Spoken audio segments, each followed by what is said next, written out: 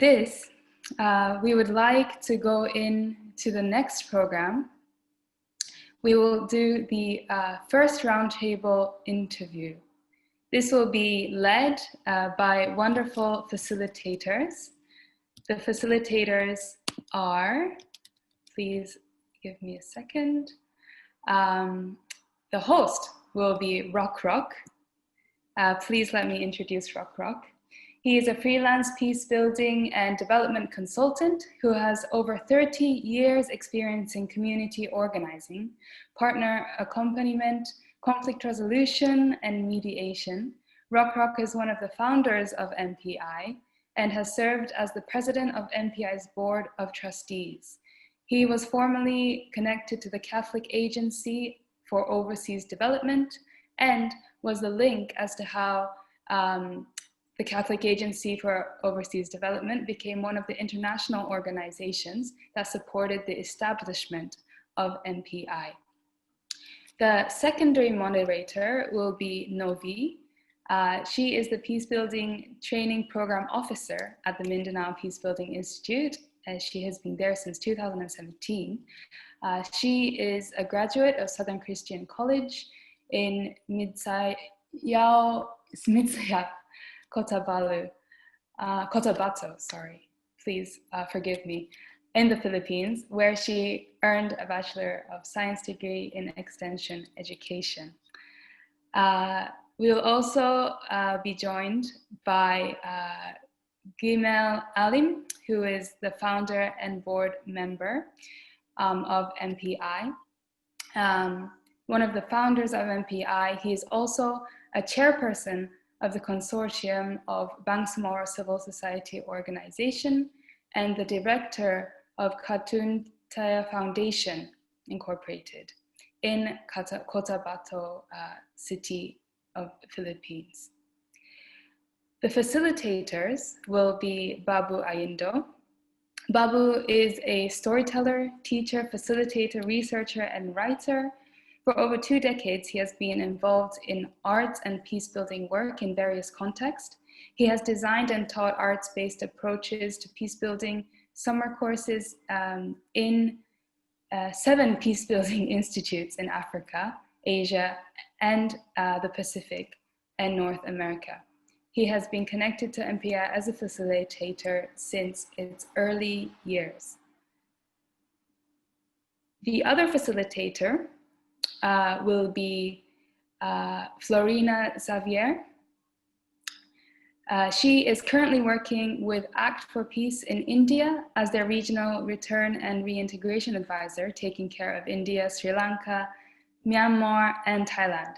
She conducts workshops and topics that include psychosocial support, arts-based approaches to peacebuilding, sustainable development, strategic planning and management. She has been a facilitator of MPI's trauma course since 2016. We will also be joined by Rhea Silvosa, a former annual peacebuilding training program officer of MPI from 2014 to 2017. She graduated with a master's degree in global affairs, international peace studies degree at the University of Notre Dame in the USA. She is back now at MPI as peace specialist to develop and set up MPI's virtual learning program. So we have these wonderful, wonderful members who are going to lead the first roundtable discussions. I am truly excited to really hear and learn from you. I will give it up to you all, and we look forward to this time. Moe, you forgot to introduce Wendy. She is part of this roundtable discussion. Yes, my apologies. Wendy. We have so many wonderful people that I almost forgot Wendy. Wendy Crocker is also going to be in the roundtable. She is the director of the Canadian School of Peacebuilding and the assistant professor in the Peace and Conflict Transformation Studies Department of Canadian Mennonite University in Winnipeg, Canada. Wendy has over 20 years of experience as a community mediator, conflict transformation trainer, Peace Program Manager and Program Manager for International Development Project. Wendy has taught at MPI since 2003. Please take it away. Hello, everyone. Hello. Hi, Sir Rockrock. Hello. Good afternoon, Sir Rockrock. It's nice to see everyone here, especially the founders, which I have not met for quite a long time. And I think some of you have not met me also, because I have not been teaching MPI in the last, I think my last time I teach there is in 2008. I just taught special courses just recently, no, that's last year. Anyway, it's a very, very exciting time to celebrate this 20th year anniversary of MPI. It's very challenging to moderate this this forum. No, I think the first thing that struck me is the inspirational message of one of our co-founder. Ate Deng. I would like to say Ate Deng, my ate for a long time. Hi, Deng.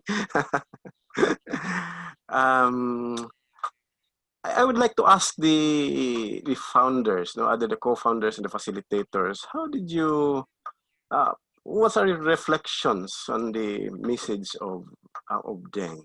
It was quite deep, some bits of historical points there, and a lot of reflections. Now, may I invite other co-founders also. How do you find? What's your reflection from that inspirational message? I'm sure everybody was inspired, no? So I would like to hear everyone. Okay, somebody would start. Yes, Rhea? I think actually when I was listening to Ate Deng, it reminded me of Wendy's inspirational speech, I think, back in 2016, 2017, Wendy, I can't remember, when you opened your inspirational speech of what is your dream? And I think it really does highlight like the importance of having a dream and envisioning in peace building. So that really struck me. And also, I think the last part about what we can do in times of pandemic, because I'm also like struggling in terms of being an advocate and really like, especially how divisive society now is, and like the balance between calling out and being very critical, but also calling in the person. And so I'm struggling in that respect, in how you can be also calling in the person that you're calling out so that they can be proactive in their action. Right, that's great reflection, Rhea. Yeah, that's very, very challenging, no? Especially at this time in our society where everybody's affected, no? It's really, really, everybody's struggling, everybody's trying to cope. So. Anyone? Anyway. Yes, I would like to share my thoughts on the inspirational message. I think it was indeed an inspirational message, and I felt nostalgic of having worked with them for quite some time. But the most important things that I got from that message is that there was this use of opportunities. But these are not just opportunities, because there are a lot of challenges. But the most important thing for me is the hopes. And this is where we are in the present world today. We still have a long way to go. And my feeling is that we have started right. And we need to pursue the journey to where we want it to be. And that message, the opportunities, and you have the challenges on the way, but we have to maintain that hopes within us. That's really great. Kuya, yes, I have my Ate Ding and have my Kuya Jamel also. Yeah, I agree that hope is something that we have to cling on this very challenging times. And if we don't lose hope, I know we can still overcome all these challenges. I think what is inspiring to Ding's message was that she's narrated some kind of hopelessness that is prevailing when MPI got started. But indeed, we try to overcome all those challenges. And here we are now, 20 years after. Okay. Anyone I more? just like to, yeah, I just like to add that Deng has been a big inspiration for me from the time I first met her. But today what stood out was how to convert what could be a very negative experience to something very positive. I mean, she was talking about at one point the online and how to, engage with that. Sometimes it can be so negative and so demotivating, given that you're not face to face, you can't see, hear the person, but facial expressions. But how do you convert that into something positive? And that was an amazing. I was like, wow, that's something that we have been struggling with for the last few years and for the last 6 months more intensely. But to think of that as an opportunity to convert something from negative to positive. So that was very inspiring. Thank you, Deng, for that. Yes, correct. No, that's if you have hope, as Kuya Ding said, Kuya Jamil said, and then the big challenge for us is really how to transform and to adjust to our situation at the moment. Thank you very much, Florina. I think there's somebody that needs to say more. Babu and Wendy. Who of us should go first, Babu? Do you want to? Go ahead, Wendy. Okay, Wendy, go ahead. Okay, well, first of all, Deng, very nice to hear from you. I think each of us here on this call have had our lives touched by you and inspired by you. So you're a very fitting person for that inspirational message. So thank you. And Rockrock and Guiamel, you were my early mentors of my time working in the Philippines. So it's an honor to be together with you on this conversation, of course, with the other peers that I've been working with at MPI. And that's part of the inspiration, is just this group around the circle here, those we see and those others listening in. What your comment, Deng, about the starting of MPI really says, without people and organizations really believing that local peace builders can change the world, MPI would not have started. And so somehow having people capture that vision and really say, whew, we're gonna support that. And so lovely to be reminded about that story. The second thing that struck me is, in your typical fashion, Deng, you kind of push at us to say, hey, you need to be accountable to the values that you speak about, that you say are important to you, that will be watched, and that we really need to live into the space of what we say that we believe in. And so thank you for that push to us. And then I also am intrigued by this idea of the philosophy of the flawed with this Japanese kintsukuroi. And one of the things that has struck me about using that as kind of a metaphor for work is not only that we can still be valuable, or that, be something of beauty when we have a flaw, but that when that gold lead or that gold filling comes in to hold these pieces together, that pottery piece actually becomes more expensive. And so it's with that flaw of discovering it, of working with others to put ourselves back together, that we become more valuable and more of an asset into our community. So thank you for that reminder. That was powerful. That's a very, very profound reflection, Wendy. The typical Wendy that I work with, very deep and very reflective. Thank you very much for that, Wendy. You put more inspiration to Ate Deng's message. Thank you very much again. Hello, Babu. Hi, everyone. Ate Deng, thanks so much for your message that talks about dreams. And for storytellers, for us, dreams are also very important because some stories come through dreams. And of course, the challenge sometimes is you've dreamt and then you have to translate the dreams into reality. And that's the difficult part. And from my connection and experience with MPI, I saw the founders, including Ate Deng, Ate Maila, and others, doing exactly that.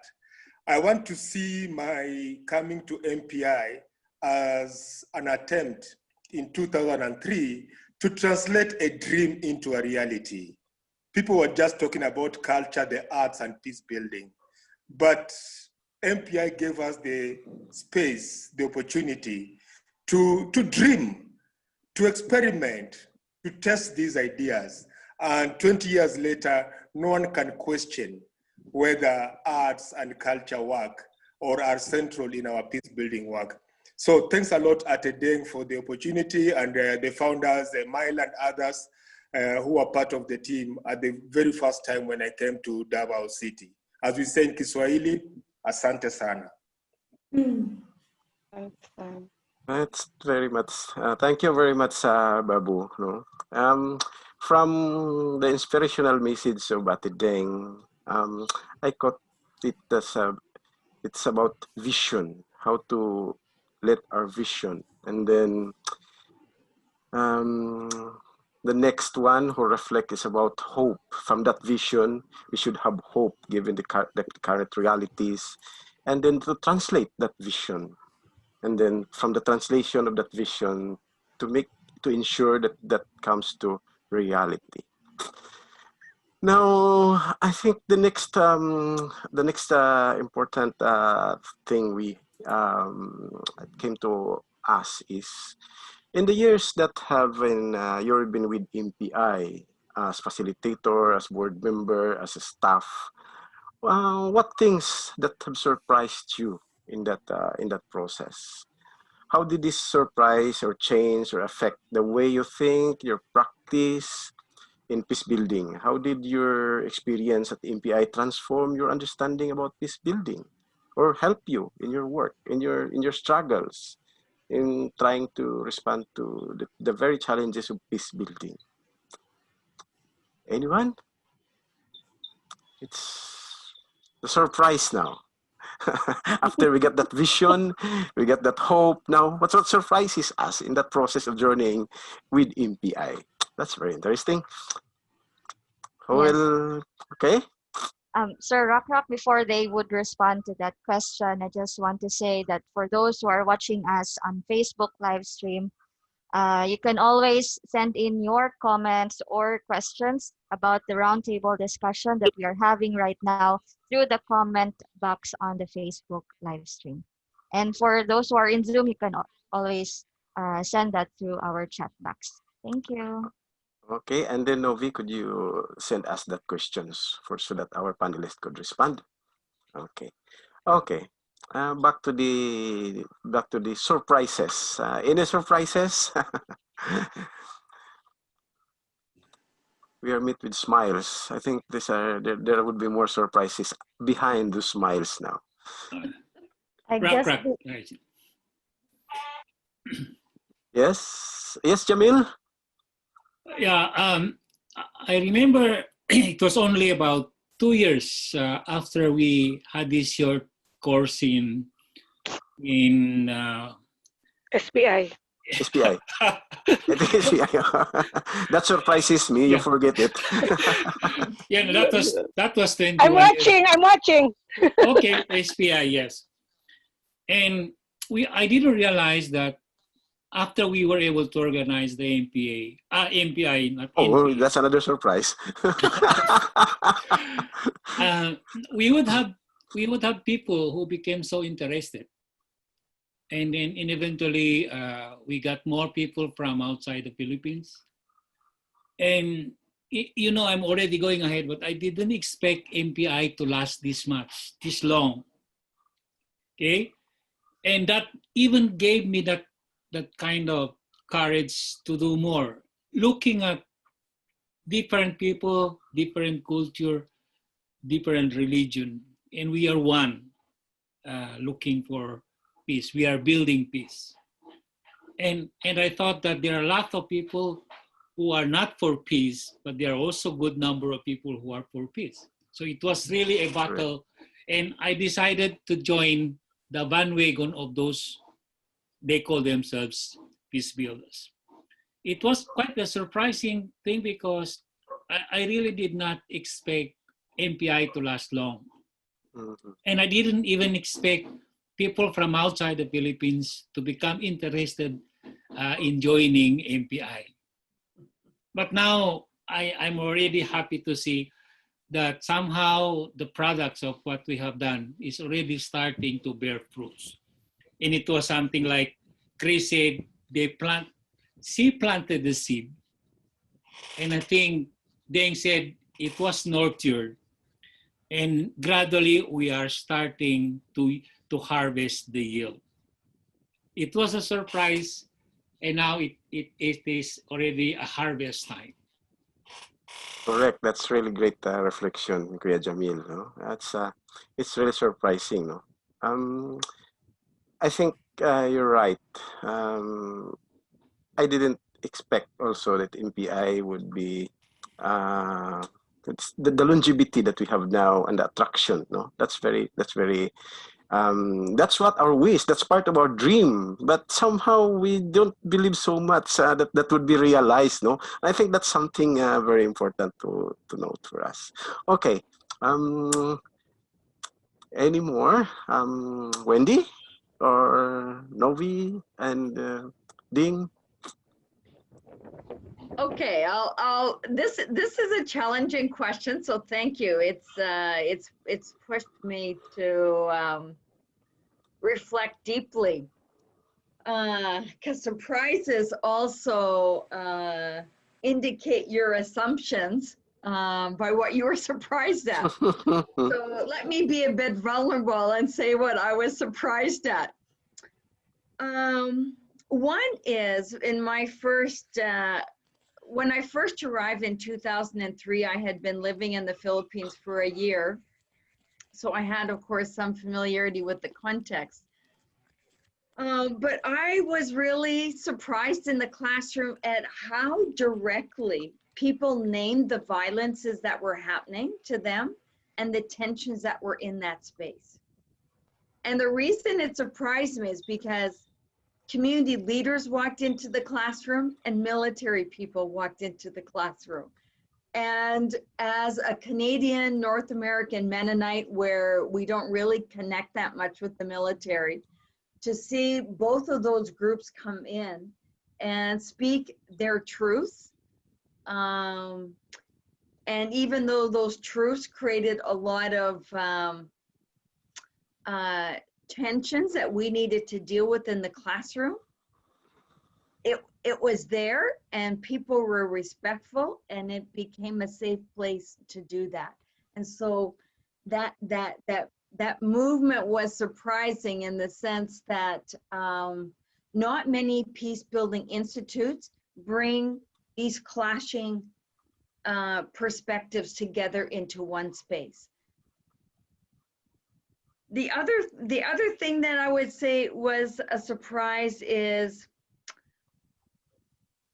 just the attention that was given and is still given to the answers that lie in the local context. Probably all of us have been raised at some point to really honor and respect the experts, read the books, follow those principles, and then, you know, the peace will come to you.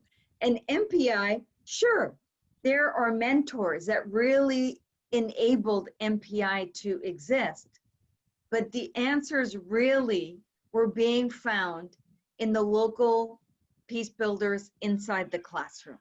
And so it was a surprise, but sort of a joyful surprise at that kind of very local respect and drawing out of answers and wisdom that was in that space was really something quite tremendous. Okay, thank you very much, Wendy. That's another great surprise that in MPI, you know, it likes it becomes a magnet, no? People are coming in, and then people who comes in share their experience, and it become a very it's a good venue for discovery of many things from the local experience, no, not from the books that we always read, no. So yeah, that's a very profound reflection on what surprises us, no, in MPI. I'll just add to that, Yes. if that's okay, because I also was thinking of the localization, or how much local experts, but also participants and the culture, the local culture is brought in. Because this, when I first came in, it was an international forum, or an Asia Pacific, but to think that there's so much of the local people involved. I mean, if you, the percentage, MPI, when we have the facilitators meeting, is always proud to present that more than 50% are locals. So I think that when you started this, the MPI journey itself was made clear that this will be a local initiative. This will be something that is local. That's one thing that struck me, the local expertise, of course, and ensuring that there is always something, like, for example, the course on the field trip courses, ensuring that people are exposed to what the country is going through. And every year we've had one input from like the evening inputs. So those things are, you know, to think that an international space is being used so much to present the local issues and also to promote local initiatives. I think that's something that I just wanted to piggyback on what Wendy said. Another thing that I wanted to add is the energy. I would say it surprises me, but it just amazes me. The energy at MPI, that's something that, you know, because I usually come for the end sessions, and even towards the end, the energy is still high, you know, whatever event there is. So it's whether it's the participants or the facilitators, the level of energy. And I think for that kind of energy, there needs to be some kind of what do I say, some external energy, or something that is moving the space. You know, only then you can actually have that much of energy. I think that's amazing. And I think I definitely want to mention the MPI staff secretariat. I mean, I have sometimes come for something urgent at 1 o'clock in the night, and then they'll be singing and dancing. I'm like, you guys worked the whole day. Sometimes you even worked more than us. And next day morning, they're all up there bright and beautiful at 7 o'clock for breakfast. So I think that is something that is amazing, you know. And I always wonder from where this energy comes. So I think that is something that is always surprised, amazed me, the energy level from everybody there. Okay, yeah. Yes, yeah. Ever since the MPI started, that's always that full of energy. The energy that everyone shares is so inflecting, just like COVID. It's so infectious, no? So that's the infectious, amazing energy that MPI produces, and everyone is infected until now. A good infection. Okay. Thank you very much, Florina. Babu? You know, thanks a lot. You know, as a teacher, you kind of get used to the idea, you know, in a traditional setting, that learning only happens in that space that you, the teacher, has created, or somebody has created, and you're in control and all these things. For me, the most surprising thing from the early 2000s when I came to MPI was just the amount of learning that happens in the formal space and the informal spaces through very little things. Playing a guitar after class and having a nice conversation there. Eating some rice something, and having a nice storytelling or conversation there, pouring libations in the evening, and just engaging with people and discussing very difficult ideas. That for me has been the joy and the surprise that the little things we do, both inside the classroom and outside, just keep on, kind of providing a layer and different colors of learning as you go along.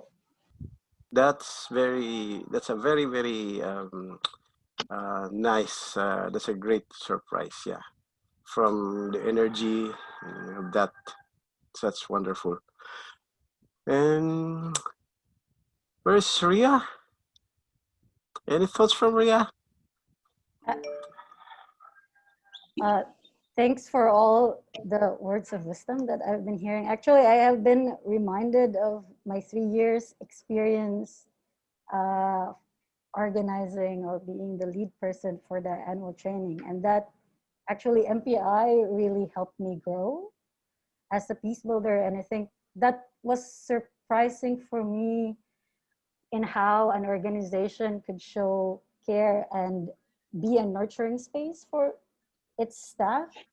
And I think that I could say that I'm like a product of that space and how I have grown over the years, and also like going to and having experienced actually the master's program and not realizing how violent academic institutions can be. And it really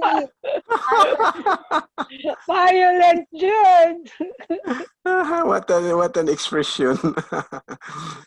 well, I can be, some people would disagree, but my experience, well, it was a bit different. And I think that MPI really highlights how it's important to create an intentional space to nurture peace builder, and not just to gather people with similar thoughts, but to gather people, as Wendy mentioned, with diverse and even conflicting ideas about how peace can be achieved, but still in a space that respects and listens to people. I think that is a very beautiful thing. And it actually reminded me of Atideng, the recent encyclical as well, and how I think it really describes MPI and what MPI is trying to do, wherein we're trying to be a sincere gift of ourselves to others. And I think that's where the energy comes from. And even in, I think the human geography, have this very beautiful distinction about a space and a place, where they say that a space is a place that we give meaning to. And I think that MPI is a space that has meaning for a lot of people. And I think that's why when you ask alumni, you hear a lot of this description about MPI, because it is actually a web of relationship, which Liderek also talks about, and which like really holds this space. And that's what makes it so dynamic and so life-giving. It's all the connections that we have. That's a great reflection, Rhea. Yeah, that's MPI. Indeed, MPI is a space. No, it can be an imaginary space, but it's a real space every year. No, except this year. No, it's not. The space is not. It's not physical. No, because of COVID. So we are not there in that space again. I always miss that space of MPI over the years. Now, with all that surprises that we have shared, now what we think is the staying power of MPI over the years? Jamil said he was surprised that it's still here. It's the longevity it's here until now. So, what then is the staying power of MPI? What do you think? My thoughts, Rockrock. Yes, three Babu? things I want. 3 things I want to mention. Number one for me is the whole effort to rediscover and amplify indigenous cultures. Because in so doing, then we amplify the peace cultures right from the roots. And that for me is important. We've talked in different ways, Florina and Rhea and others, about where does this energy come from? And for me, that's important, that building from indigenous cultures of Mindanao is very important. And particularly in our arts class, we see that, because when we connect with artists from the Philippines earlier on, like Bat Monterona, Tony Apat, Desa Quesada, and others, we've seen that growing, Kaliwat, so I think that's an important aspect. Number one, building on indigenous cultures of Mindanao. Then very much connected to that, number two, now as a storyteller and an artist, is if we look at the origin of the definition of culture, we are told that culture comes from the Latin verb cultus. Cultus means to cultivate land, transforming land into something new that can give us bread, can give us a comfortable space to live in, and so on and so forth. So for storytellers and artists, the idea of building on indigenous culture and amplifying through our own creativity to cultivate new ways of confronting the world, new ways of transforming conflicts that we face is very important. And that's why when we see this energy within MPI, it's because it's a space where each individual who comes into that space believe they are makers of culture, a culture of peace. And when that happens, then there is energy that flows from each to all and from all to each. So this for me is very important. Number one, building from indigenous culture. Number two, it being a space where we are makers of culture. And we can call it anything, culture of peace or culture of thriving or culture of development. We can have that conversation and that debate as we go along. And then I think the third thing I want to say, of course, is connected to specifically to the class on arts approaches. You know, for very many years, people would wonder, how does art contribute to peace? How would singing, how would painting, how would doing this contribute to peace? And people are asking that because we had a different perspective about peace and about art and culture. But I think what has happened over the years, it has been an affirmation that within MPI, all of us are artists. We are endowed with innate creativity. And when we come to that space, from wherever station in life, from wherever part of the world, it is required, maybe it's not written anywhere, but it's required that we be creators. We be artists. We rekindle the artists in each and every one of us. And when we do that in our pursuit for justice and our pursuit for peace, then what do artists do? They open new ways of doing things. They imagine the impossible. They reconnect with their dreams, as Atedeng was talking about earlier on. They are able to challenge the powers that be. They are bold enough to say, the world can be different, not this one that exists. So for me, that's the magic, if you wish, of MPI.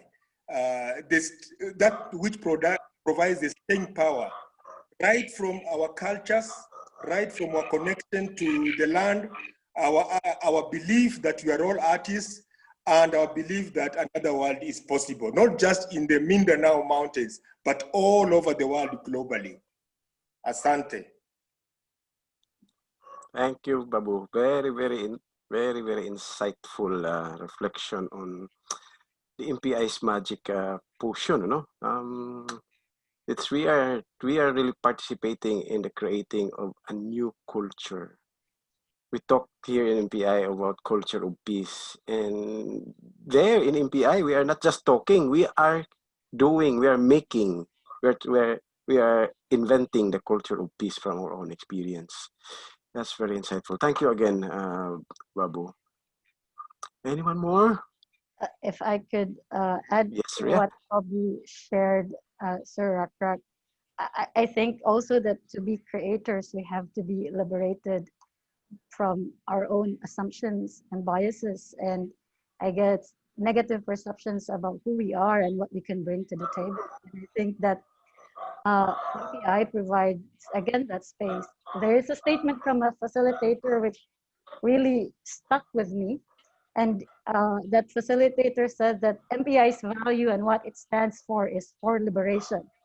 It's a pedagogy of for liberation. And I guess that is a big word, but for me, that moment was the realization that I have my own agency, and it's the expansion of my awareness of the limits and the extent of my own thought and action. That yes, there is something that I can do to transform the situation, even if it's just my own, and even if it's just my opinion, or even if it's just how I would react to people or to issue. I think the realization for me that I have power, I have voice, was a liberating, and it still is a liberating experience. And I think that MPI really gave me that space. Yes, that's true. That's true. That's really true. Huh? Yeah, you have that. You have that very. We created MPI to be that kind of space where we can express ourselves and participate in that process of making the culture and enriching our experience. Anyone more? I'll Yes, build Diana, on Rhea and Babu. I think for the reasons that they've also described, MPI has built a reputation, and they've earned the respect of those right there in their midst, as well as of course, has been mentioned, the international interest as well. And so it's, we're here to acknowledge 20 years of survival. Guiamel would maybe say 20 years of survival. I think a great reputation has been claimed. And I think, you know, building on what you're saying, Rhea, I had thought that part of the reputation or the respect that came is because MPI was a place where people in touch with real issues came for real conversations and could have crazy ideas. So people got agency, felt empowered to dream and be kind of crazy in those spaces, not just in the arts and peace building courses, other courses also. We could have crazy ideas that you could actually test out in the classroom and then head home and actually try it out. And so it's the staying power is that MPI really has been able to connect with people's visions and dreams in a very profound way. That has built such a legacy and such a ripple effect way beyond the island of Mindanao. I'd like to add. Yes. Okay. Yes. Just the. I agree to all of that was said before, and I'm just thinking the balance is one thing that stands out for me. When I say balance, I mean the balance between giving, the balance between receiving. You know, MPI gives, but MPI also receives. The balance between expertise and balance between people who have no idea. The balance between people who have so many problems to people who have solutions. I think somewhere that this balance is maintained, and the diversity. So which is the balance also diversity. You know, it's just not one group of people. So I think that kind of balance is amazing, and that's something that makes me wonder how they do it and how they find that balance. And balance also in the learning from each other. One of the things Babu already mentioned, the outside class learnings, you know, just sitting by that beach, that amazing place, and you know, and listening to the waves, and there's so many conversations that's happening. You come with, sometimes you come with nothing, and then you go out with your hands or your head full, your suitcase full, literally sometimes, but also figuratively. But I think that kind of a balance, that kind of a space where you're not judged, think that is really important. That's something that keeps bringing me back. That's something that I look forward to every time I come. I'm looking forward to who are these new people, what are the new things I'm going to learn. So yeah, that's something for me in it. That's a great reflection, Florina. No, so yeah, it's the kind of space and the energy that's there that attracts so much people to MPI. So that combination of our desire to discover, the bringing of diverse people put together, that becomes now the kind of super magic potion for MPI that that attracts everyone. Now. With that experience with MPI, what do you think would be MPI this direction in the next maybe in the next years? What would be where could be MPI in your from your own reflections? What do you think? Where should MPI go?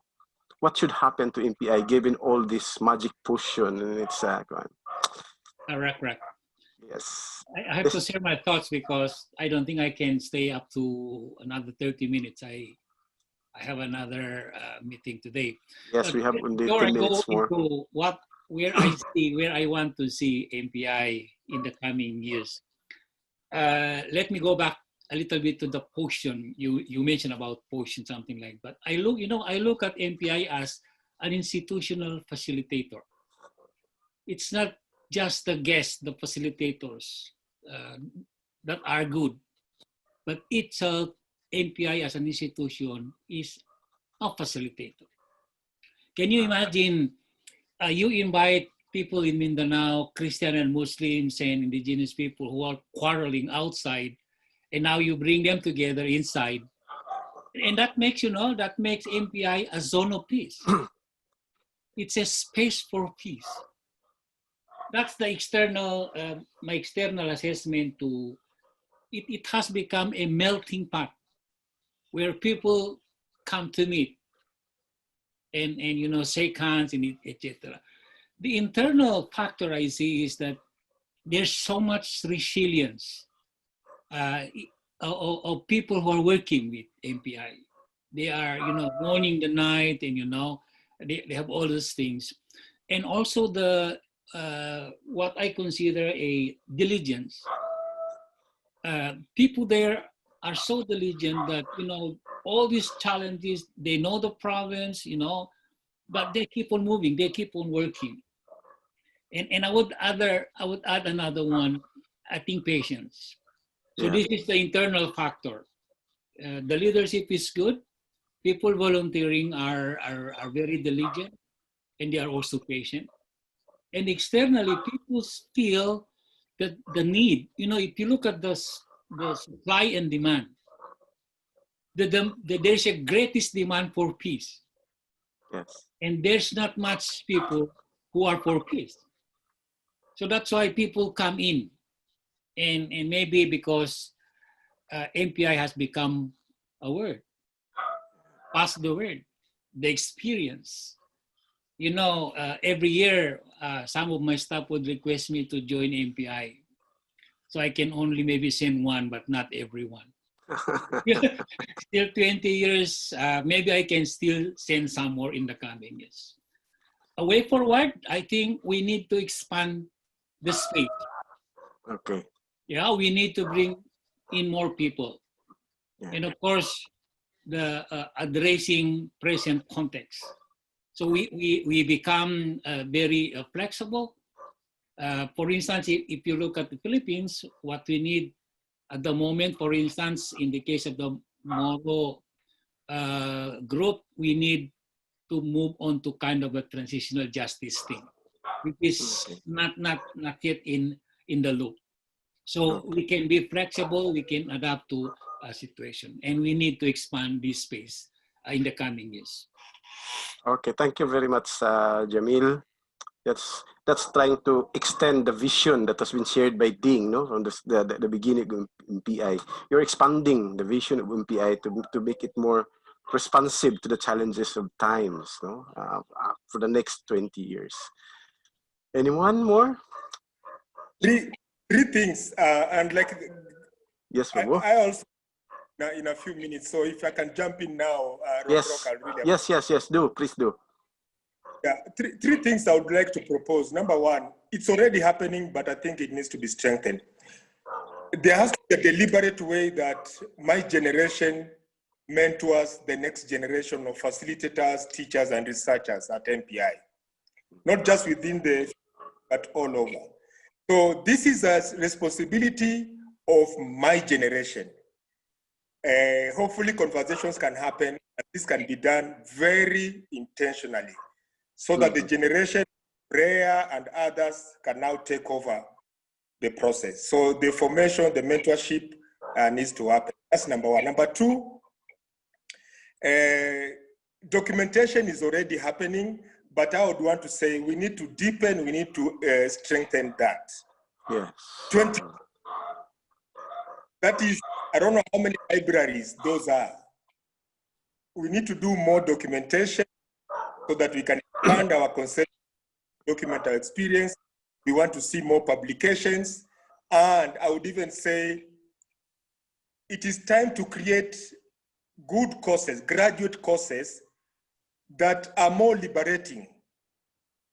They're not confined to the colonial university, like most of those many of us went to. I think there's a sense in which MPI, after 20 years, we can create bachelor's, master's, and PhD programs very much based on experience, applied PhD, applied master's programs, so that people can research and document and theorize about these many years of experience and practice. And then finally, I would just want to say, we continue with the creative process of, rekindling the creativity of as many people on this planet Earth about peace and justice. Because research actually shows, and I'm speaking from empirical evidence here, the more creative a people feel, the more peaceful they become. We are living in systems and structures that tell us constantly we are not creative. This is the reality of the colonial matrix of power. But I think what MPI has demonstrated is that from the islands of Mindanao, we can have alternative ways of rekindling the creativity and the imagination of everyone, and people feeling another world is possible.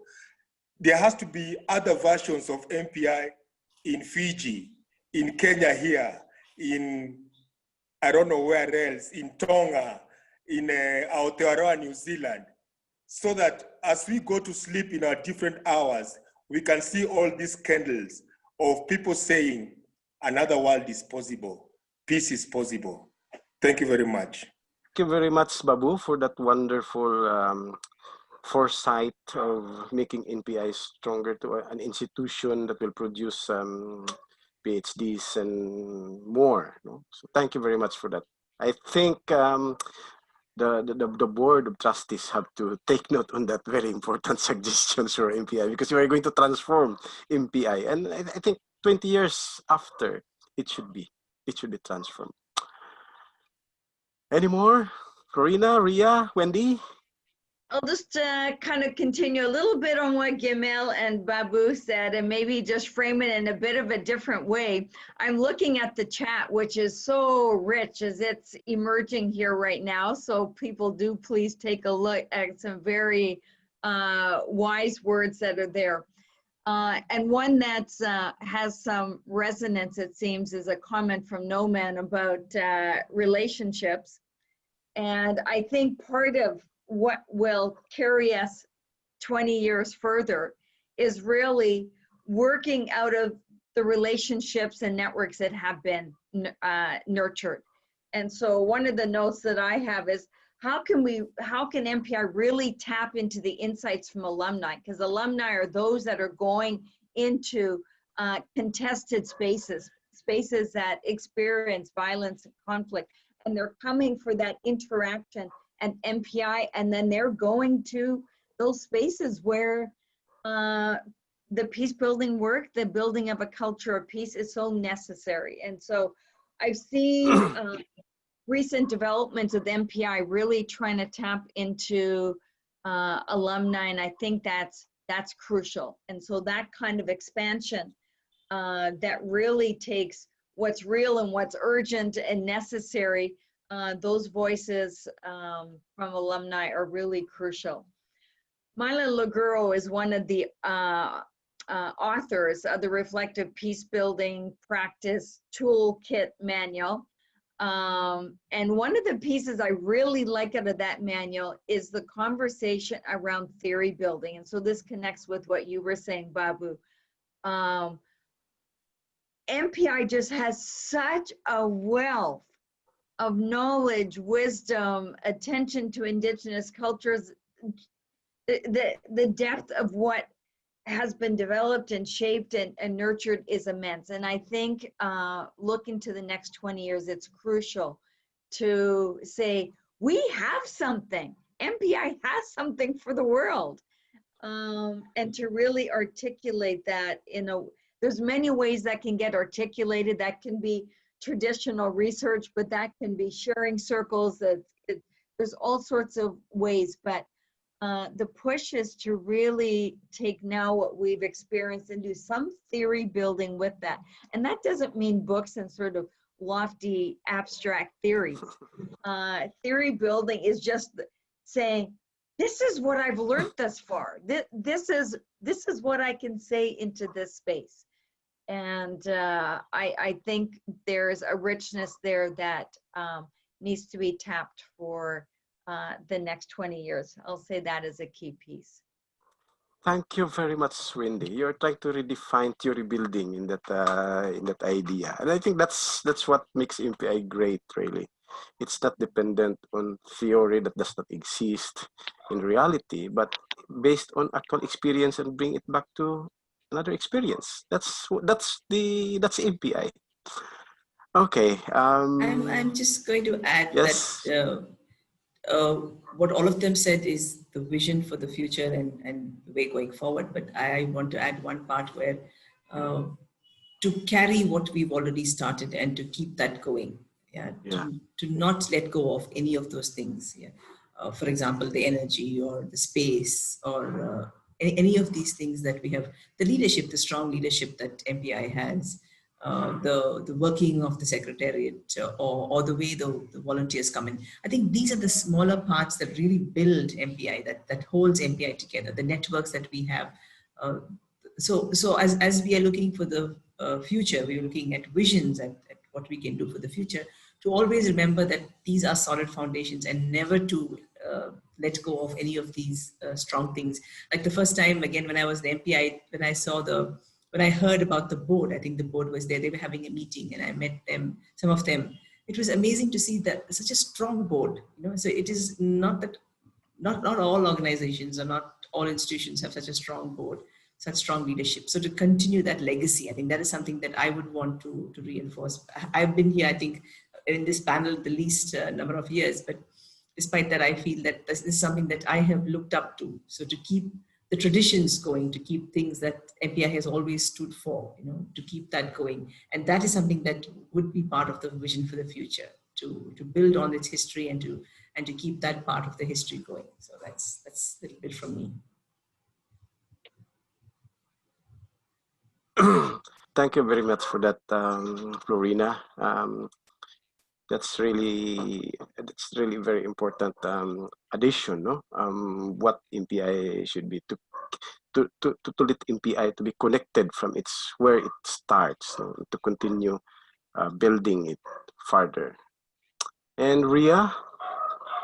I think that my dream for MPI has already been elaborated by both Babu and Wendy, and it's really to again provide alternatives to the knowledge and theories produced by like academic institutions, or as we say more like the West, and really to emerge indigenous voices or those approaches and knowledge that that are forgotten or are erased by modernity, colonialism, and really to bring that to the center and decenter those. So I would want to see MPI grapple with that and struggle with that in the next years ahead. Thank you very much, Rhea, for that reflection. What we are just trying to say that expand the dreams of MPI after trying to realize the original dreams.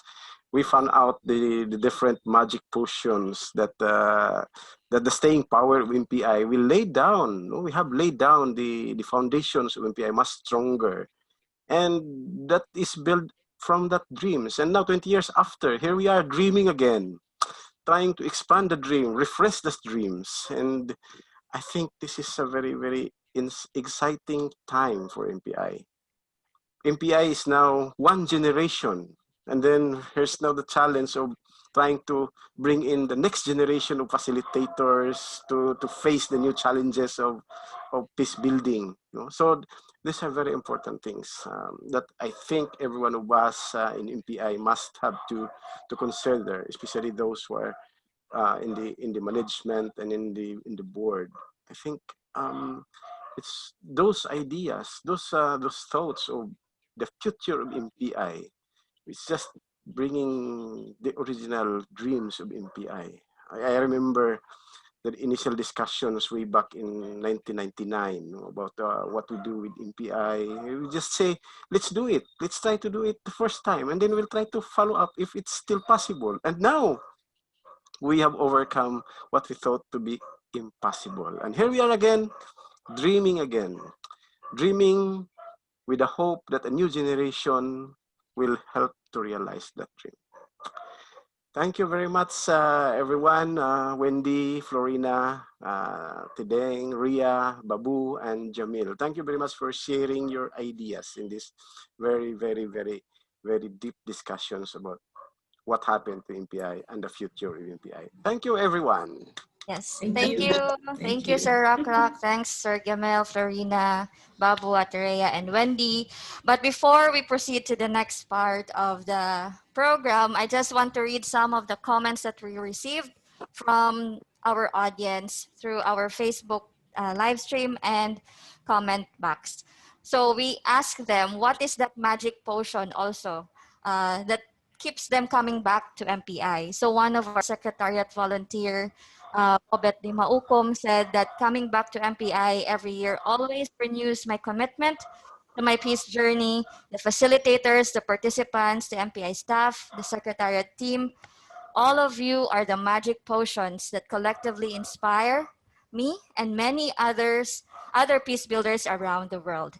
And with Ma'am Elvie and Cinco, she said that MPI annual training provided a space for peace, a refuge for very burned out peace builders to recharge their energies, to be inspired, get support, and be strengthened. So all of this we can see at the chat box and on the comment box on Facebook live stream. Thank you.